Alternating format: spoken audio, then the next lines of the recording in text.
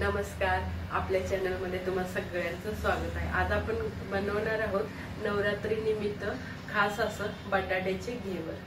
पण आता हे 4 बटाटे घेतलेले आहेत, तर ह्या बटाट्याची सालं काढायची आणि खिसून घेऊया। आपण आता सालं काढायची ह्याची आणि काढून आपण पाण्यात ठेवायचे, म्हणजे कसं बटाटे काळे पडणार नाहीत। आपण बटाटे आता खिसून घेऊया। हे माझं थोडं जाडसर आहे, त्याच्याने खिसते मी। तर हे 4ही बटाटा आपण खिसून घेऊया। तर आपला पूर्ण बटाट्याचा खिस झालेला आहे, तर आपण ह्याला 2 ते 3 पाण्याने छानसं पिळून काढायचं। 2 ते 3 पाण्याने धुवून काढूया। आता 2 ते 3 पाणी बदलून असं छानसं धुतलेलं आहे, स्टार्च यातलं पूर्ण गेलेलं बघू शकता। तर आता आपण हे पिळून काढायचं, पाणी अजिबात ठेवायचं नाही, पिळून काढूया। असं पिळून काढूया ह्याच्यामध्ये।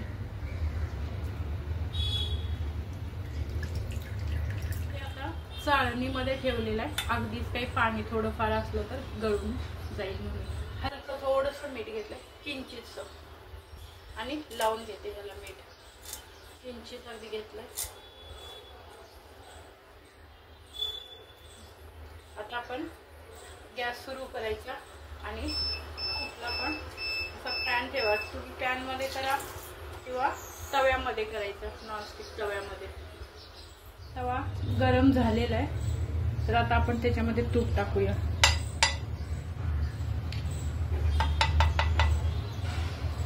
आपल्याला जेमतेम चिटकू नये खाली, म्हणूनच फक्त तूप टाकायचंय।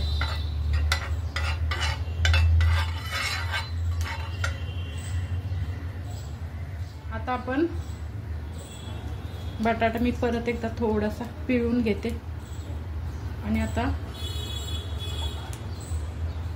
तव्यावर आपलं तूप सुद्धा गरम झालेलं आहे। आता हे टाकूया बटाट्याचा खीस।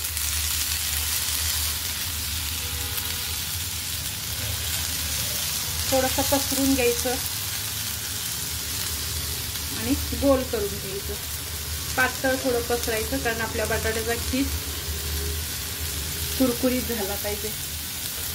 आता हे कडेचं थोडंसं आपल्याला गोल शेपसाठी थोडंसं कडेचं मी हे करून घेते। असं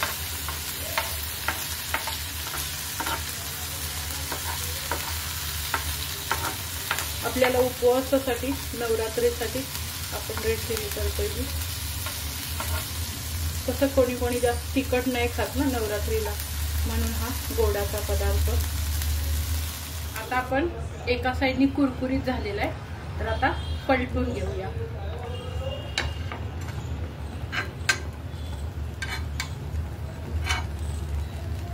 तर छान कुरकुरीत झालेला आहे, बघू शकता।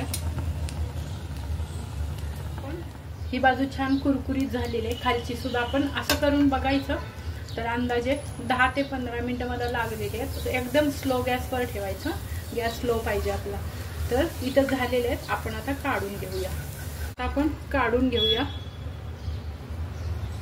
त्याला अलगद अगदी काढायचं।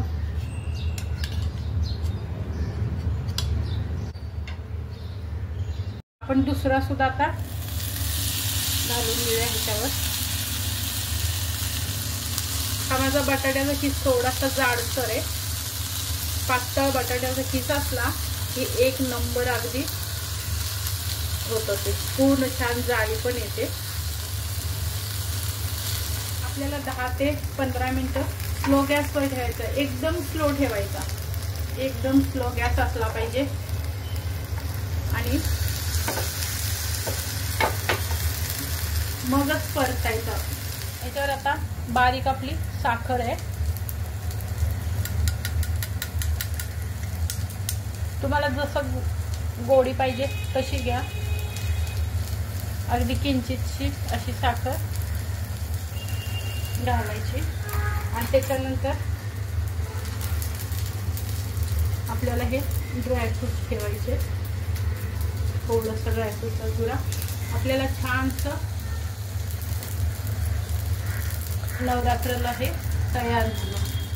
आपलं दुसरं घीवर शिजतंय, तोपर्यंत आपण शेंगदाण्याची चटणीसाठी मिक्सरला लावून घेऊया. मिक्सरला शेंगदाणे घातलेत मी. त्याच्यानंतर मिरची घ्यायची एक हिरवी आणि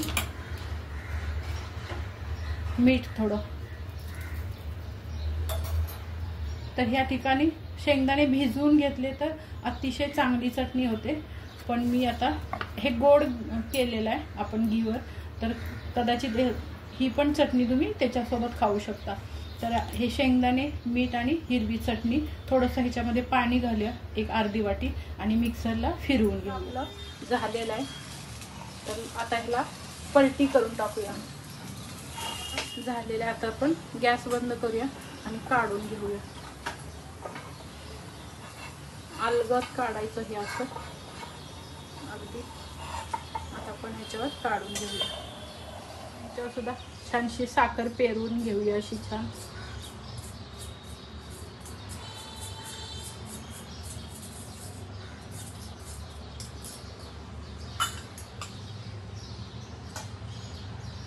आणि हे शेंगदाण्याची चटणी. तर इथं झाली आपली नवरात्र खास अशी हे बटाट्याचे घीवर तयार.